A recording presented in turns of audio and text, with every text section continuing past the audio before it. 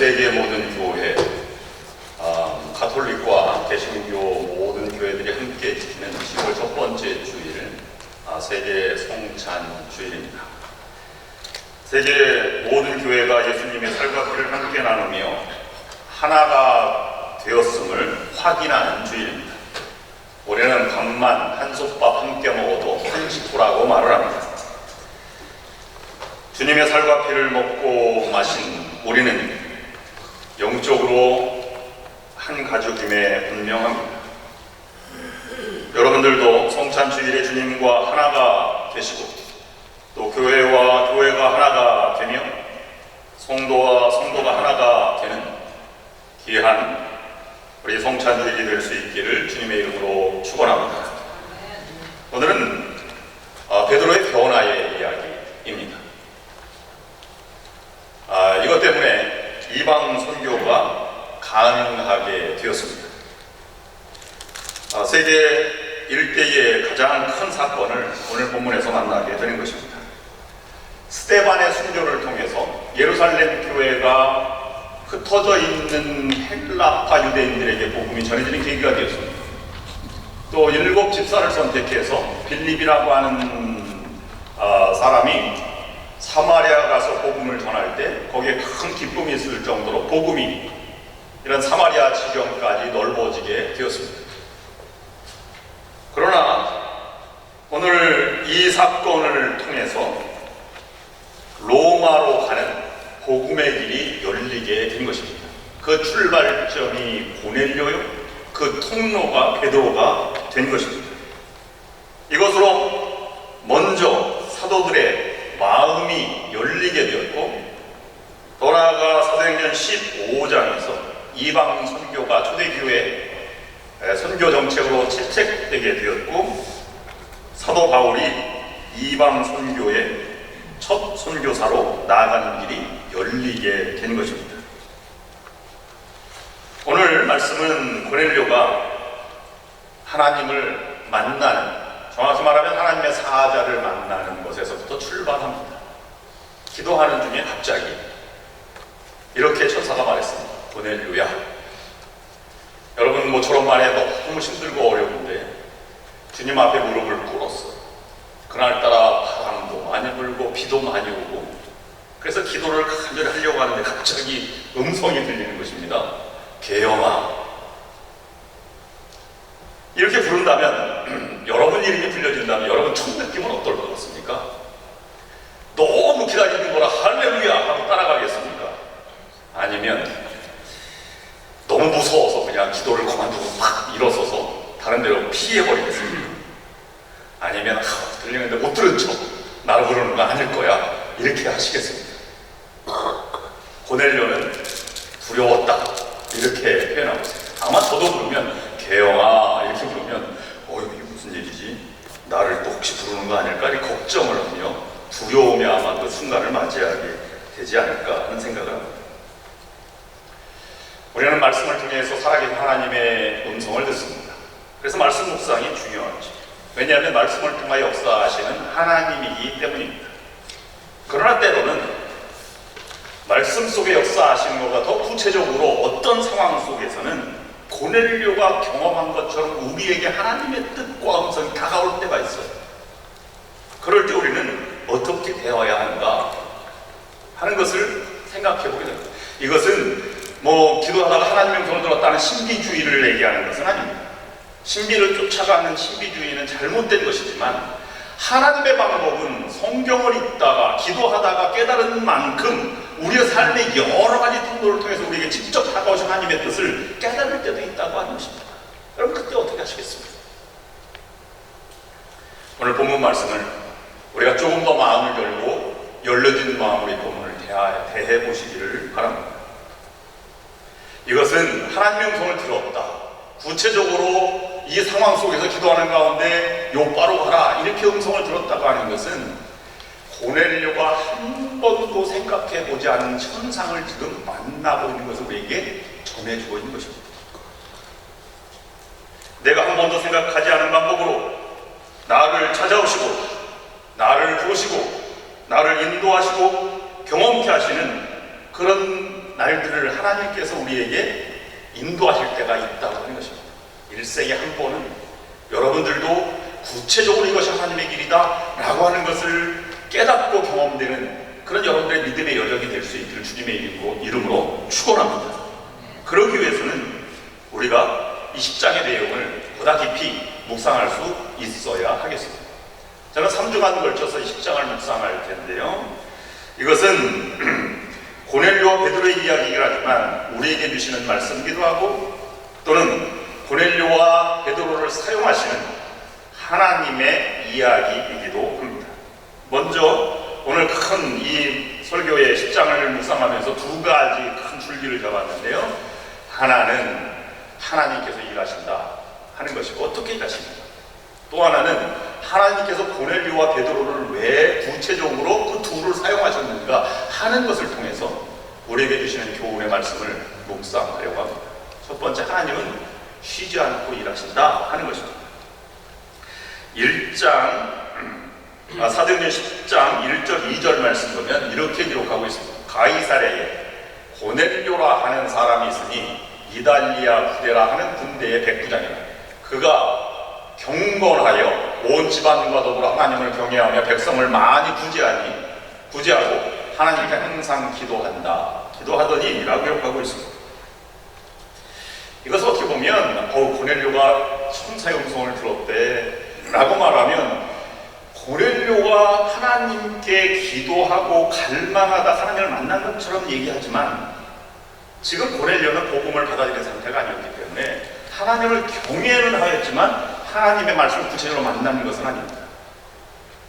여기 오늘 본문 말씀 1절 2절 말씀은 고넬료에 대한 설명이지, 고넬료가 어떻게 그가 행동했다는 것을 설명하는 것은 결코 아닙니다. 고넬료를 하나님께서 친히 찾아오셨다고 하는 것을 여기에서 전해주고 있는 것입니다. 3절 4절 말씀 보면 이 같은 말씀이 기록되고 있습니다. 하루는 제9시쯤 되어 환상 등에 밝히 보매 하나님의 사자가 들어와 이르되 고넬료야 하니, 고넬료가 주목하여 보고 두려워 이르되 주여 무슨 일이니까? 천사가 이르되 내 기도와 구제가 하나님 앞에 상달되어 기억하신 바 되었다 라고 기록하고 있습니다. 거룩한 떨림의 순간을 지금 고넬료는 맞이하고 있는 것입니다.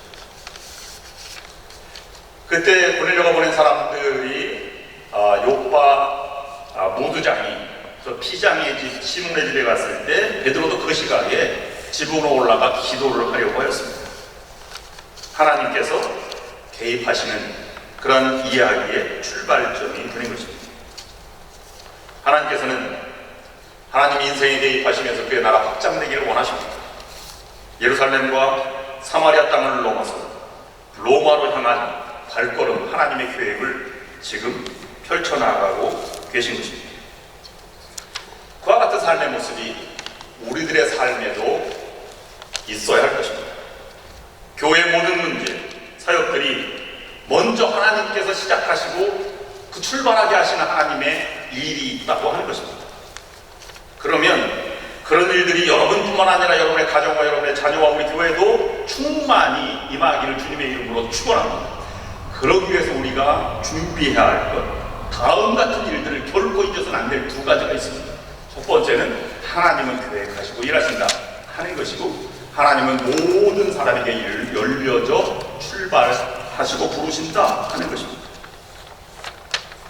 하나님은 전능하시기 때문에 무슨 계획이 필요 없습니다. 계획을 짜는 것은 부족한 우리들이 건축을 한다거나, 아니면 일주일에 식단을 짠다거나, 아니면 우리가 어떤 일 공부를 정할 때 목적을 가지고 연약한 우리들이 계획을 세우고 실천 목표를 세우고 오늘 무엇을 할까 이렇게 세우는 것이 계획이지요.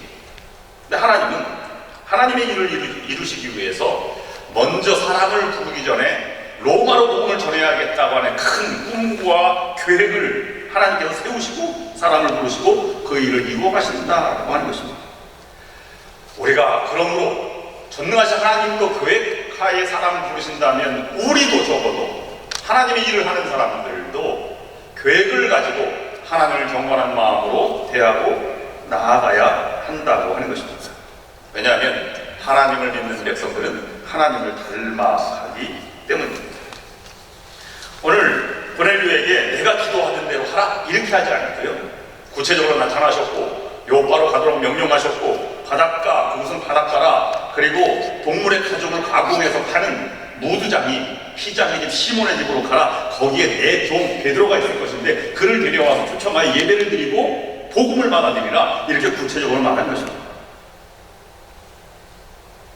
그렇다면 우리에게도 하나님께서 가장 좋은 것으로 우리를 계획하시고 인도하시는 하나님 발걸음을 안다면 우리도 하나님의 계획을 따르고 그 계획 속에 있다고 하는 것이 참다운 기쁨이요, 능력이요, 믿음이요, 행복임을 우리가 깨달아야 한다고 하는 것입니다. 왜냐하면 어떤 사람이든지 일생을 태어나서 자기가 목숨 걸 만한 일을 한 가지 꿈꾸고 살아갑니다. 그런데 그 꿈을 이루기 위해서 사람은 반드시 한 가지 음성을 반드시 듣게 되어 있어요.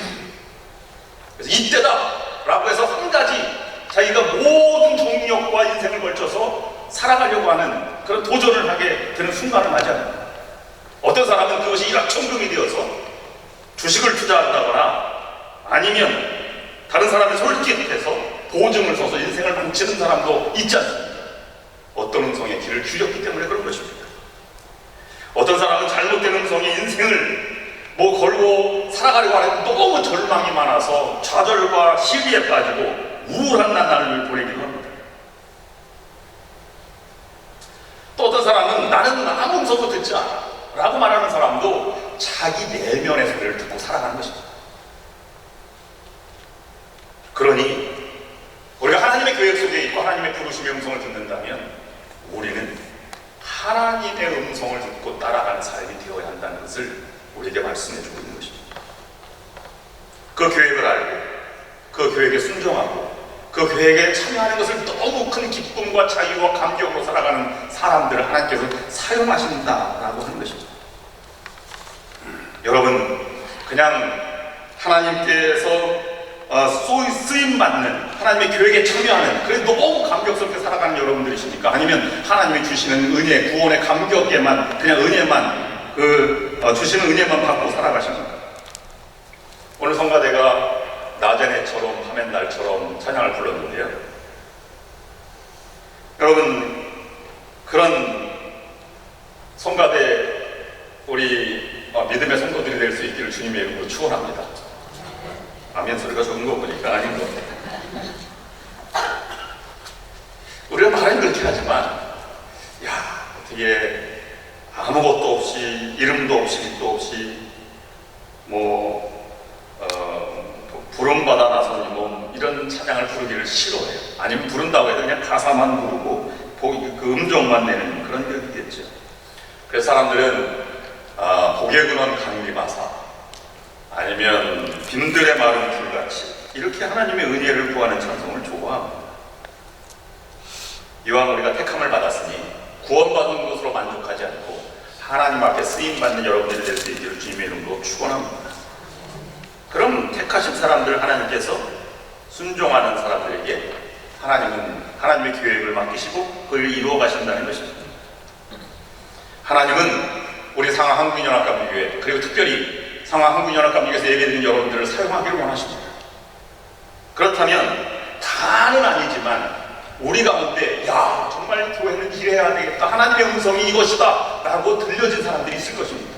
그런 사람들에 의해서 교회 사역이 펼쳐져 나아가는 것입니다. 아모스 3장 7절 말씀을 보면 이런 말씀이 이렇게 되어 있습니다. 주 여호와께서는 자기의 비밀을 그종 선지자들에게 보이지 아니하고는 결코 행하심이 없으시리라. 그냥 하나님, 우리가 아무 노력도 안 하는데 하나님의 계획을 이루어 가시지 않는다는 사실입니다. 하나님은 사람들을 선택하시고 사람들에게 계획을 알리시고 하나님의 음성을 들려주셔서 그 일을 하기를 기뻐하시고 그 일을 이루게 하십니다 라고 하는 것입니다. 그런 하나님의 마음은 또 한 가지, 두 번째는 열려진 하나님의 마음을 알 때 우리는 행동하고 섬기는 지도자 또는 순종하는 지도자가 된다고 하는 것입니다. 왜 그 시대에 고넬료라고 하는 사람을 되었었을까요? 많은 12 나머지 사도들도 있고 많은 다른 그 당시에 복음을 맞아들인 유대인들도 있는데 왜 고넬료를 주로 사용했을까요? 저는 뭐 알 수 없습니다. 왜 그랬는지 몰라요. 그러나 하나님은 때로는 성령을 통해서 천사를 통해서 이루어 가시는데 열려진 마음으로 그 마음을 받아들이는 자를 통해서 하나님이 쓰신다라고 하는 것입니다. 그러므로 하나님께서 열려진 마음을 가지고 일하셨다면 우리도 태양처럼 열려진 마음으로 저 사람에게는 태양빛이 비춰지지 않아야 되겠다라고 하는 마음이 아니라면 우리도 똑같은 마음으로 열려진 마음으로 대하여야 한다고 하는 것입니다. 목회하다 보면 목회 상담을 할 때가 많이 있습니다. 그러면 대부분 열심히 신앙생활 하려고 하는 분들이 찾아오세요. 신앙적으로 굴복하려고 하는 모습이 있기 때문입니다. 목사님이 정말 열심히 살았습니다. 하나님 순종 다 했습니다. 눈물 겹도록 내가 교회를 섬겼습니다. 너무 고맙고 감동스럽습니다. 근데 한 가지 부족한 것이 뭐냐면 너무 열심히 하려고 하니까 마음이 닫혀졌어요. 다른 사람이 들어갈 틈도 없고 함께 나눌 그런 마음의 구석이, 삶의 여유가 전혀 없다는 것입니다. 하나님은 열려진 마음의 소유자를 통해서 하나님의 꿈을 이루어 가시고, 오늘 고넬료라고 하는 사람은 한 번도 복음에 대해서 사용될 것이라고 생각을 못했습니다. 로마로 간다는 그의 생각조차도 없었습니다. 그런데 고넬료가 그것을 받아들였다고 하는 사실은 하나님이 그것을 사용하신다면 나도 그것을 드려야겠다라고 결정을 하고 받아들이는 장면이 있다고 하는 것입니다. 우리도 물처럼 변할 수 있어야 합니다. 물이 동그란 곳에 담기면 동그란 모양이요, 네모진 곳에 담기면 네모진 모양입니다. 우리가 그 모양을 결정하는 것이 아닙니다. 하나님 결정하시는 것이죠. 그렇다고 물이 돌이 되는 것이 아닙니다. 본질은 변하지 않는 것입니다. 본질이 변했다면 잘못된 것이지만 본질이 복음이 변하지 않는 것에 다른 것을 한다면 이것은 괜찮은 것입니다. 우리 음악하는 분들이 여기 많이 계신데, 음악하는 분들은 클래식을 하죠. 너무 예쁘게 음악을 해서 우리가 너무 감동을 많이 받습니다. 그런데요, 여기서 만약에 음악하는 이 클래식 말고 이쪽에서 드럼을 치고 막 춤을 춘다 그러면 어우 저놈들 이렇게 생각되는 분들이 있지 않을까요? 복음의 그릇이 달라져도 열린 마음으로 가질 때 우리가 그것을 이루어갈 수 있는 길이 된 것입니다. 어떤 분이 이런 분이 이제 한국에서 목회할 때 꿈을 많이 꾸시는 분이 꿈을 꿀 때 이렇게 얘기했다는 거예요. 하나님이 나에게 뭐 몇 장 몇 절을 펼쳐줘 봐라. 그 말씀을 읽어봤더니 이게 잘 모르겠다는 거예요. 그래서 목사님께 저에게 찾아와서 아니 성경을 이렇게 읽으라 했는데 이게 무슨 뜻이에요? 제가 어떻게 합니까 그것을? 저한테 물어보실 거 아니라 본인이 기도하시고 그걸 깨달으셔야지. 제가 어떻게 그것까지 알 수가 있겠습니까? 하나님은 그렇게도 나타나시지만 그것은 본인의 입장에서 하나님 방법으로 나타나는 것이지만 하나님께서는 그것보다 더 많게 양심으로 아니면 하나님의 말씀으로 또는 눈에 살아있는 말씀으로 우리 이성 가운데 하나님 분명히 말씀하시는 것을 더 많이 있을 수도 있는데 그 문을 닫고 꿈속에 나타나는 것만 생각하니까 다른 음성이 들리지 않는다는 사실을 그는 깨닫지 못하는 것이죠.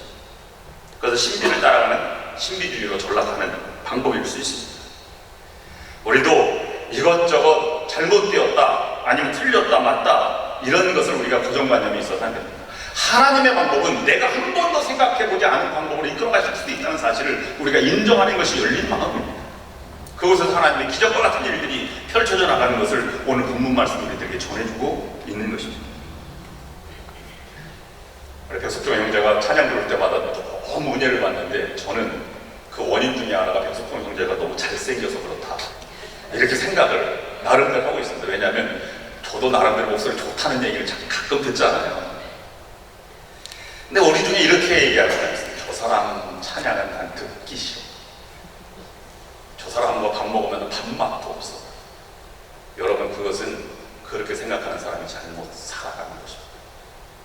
찬양은 다 하나님을 찬양하는 것이요.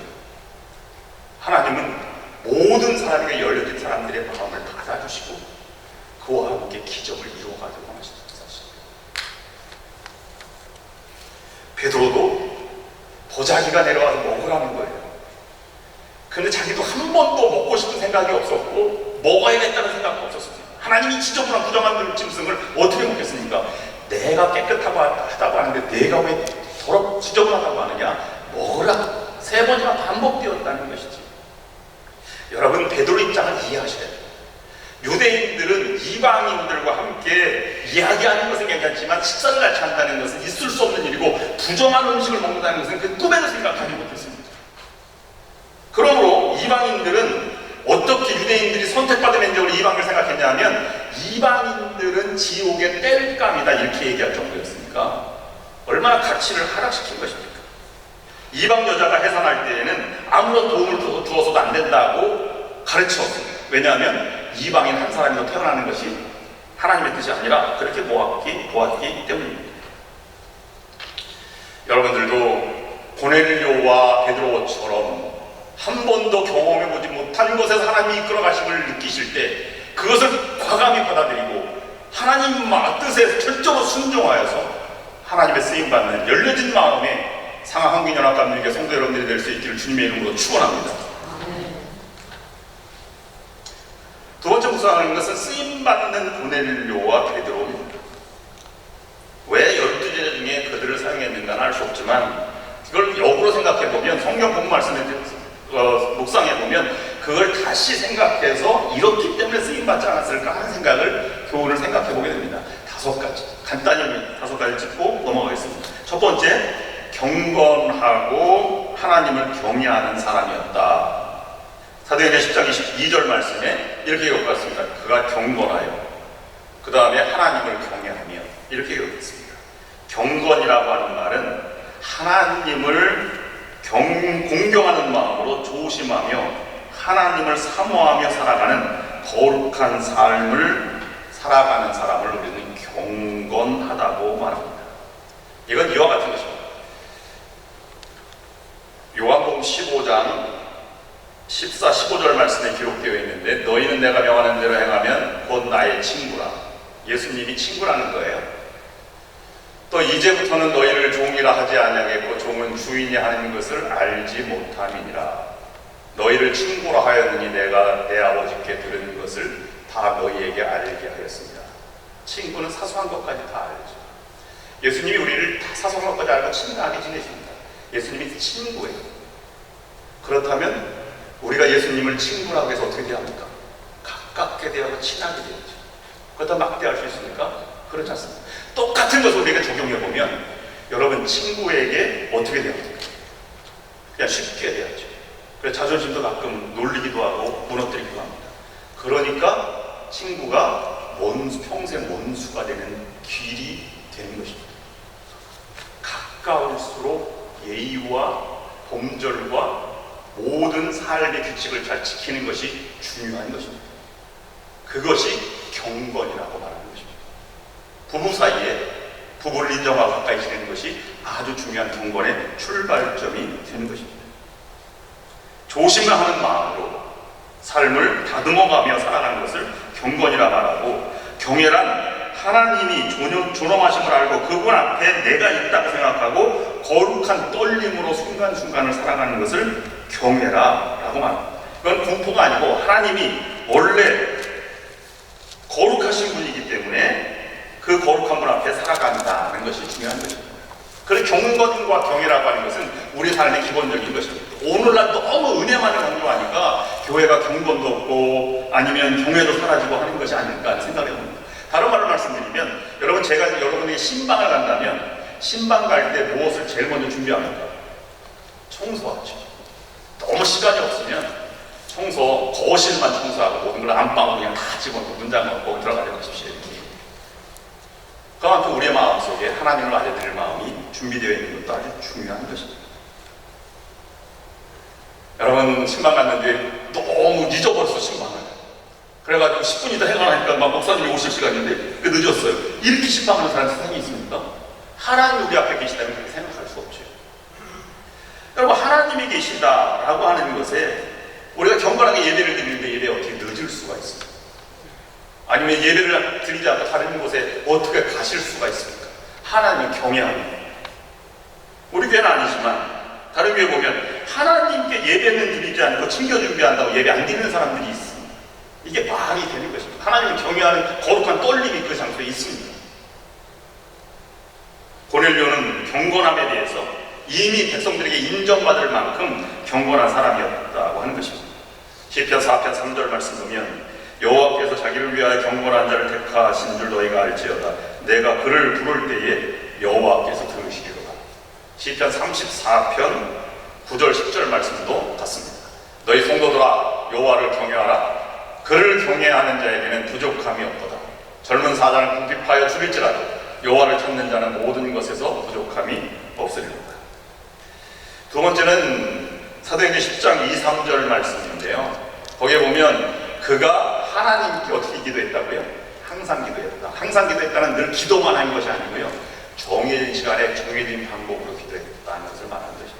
그걸 똑같은 말로 베드로 기도가 9절 말씀에 나오는데요. 이튿날 그들이 길을 가다가 그 성에 가까이 갔을 그때에 베드로가 기도하려고 지붕에 올라가니 그 시각은 제6시더라. 이렇게 정해진 시간에 기도하는 것입니다.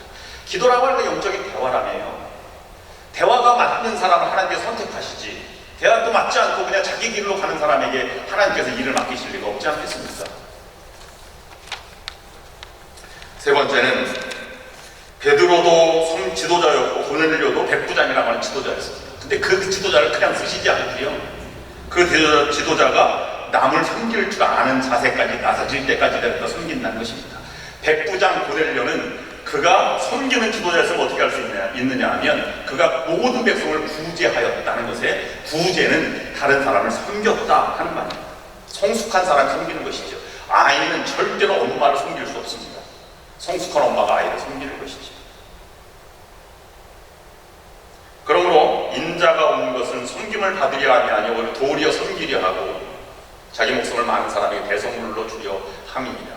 마가복음 10장 45절 말씀을 우리는 늘 기억해야 할 것입니다. 그럼 네 번째, 그러면 우리가 하나님의 계획과 알고 사람을 선택해서 내가 순종하려고 마음을 먹었어요. 그러면 우리에게 제일 중요한 것이 무엇일까요? 열심히 했다, 어떤 것을 숨겼다, 봉사했다보다 더 중요한 것은 내가 열심히 순종하였는가가 내 신앙의 잣대가 되는 것입니다. 하나님 부름에 나는 적어도 열심히 순종했습니다. 얼마만큼이 아니라 내 온 마음을 가지고 순종했습니다. 이것이 신앙의 잣대가 될 때 우리는 하나님께 쓰임받는다라는 것을 우리가 생각할 수 있는 것입니다. 하나님의 나라는 섬김과 순종으로 시작하고 섬김과 순종으로 확장해 나가고 섬김과 순종으로 열매를 맺게 되어 있기 때문입니다. 마지막 5절 말씀, 다섯 번째는 믿음으로 하나가 될 때 하나님께 쓰신다는 것입니다. 오늘 2절 말씀을 보면 분명하게 우리에게 말씀해주고 있는데요. 그가 경건하여 온 집으로란 말은 종들까지 하나님을 경외하고 믿었다라고 하는 것입니다. 하나님과 함께 하나가 된 가정을 하나님께 사용하시죠. 하나가 된 가정, 부부가 하나가 된 가정을 하나님께서 사용하시고 그를 지도자로 세우시고 하나님께서 인도해 주신다라고 하는 것입니다. 나는 가정을 위해서, 아니 하나님 나라를 위해서 나는 가정을 버려야 되겠다. 이건 사단의 일. 하나님은 가정을 선수 만드셔서 그 가정을 통해서 일하시는 분이십니다. 오늘 고넬료와 베드로를 통해서 한 번도 경험해보지 못했던, 생각하지 못했던 길을 인도하시는 하나님을 받아들인 것처럼 여러분들 그런 놀라운 하나님의 행하심과 계획 속에 여러분들 열린 마음으로 받아주심으로 여러분 미래가 하나님을 펼쳐가는 놀라운 하나님의 사역이 될 수 있기를 주님의 이름으로 축원합니다.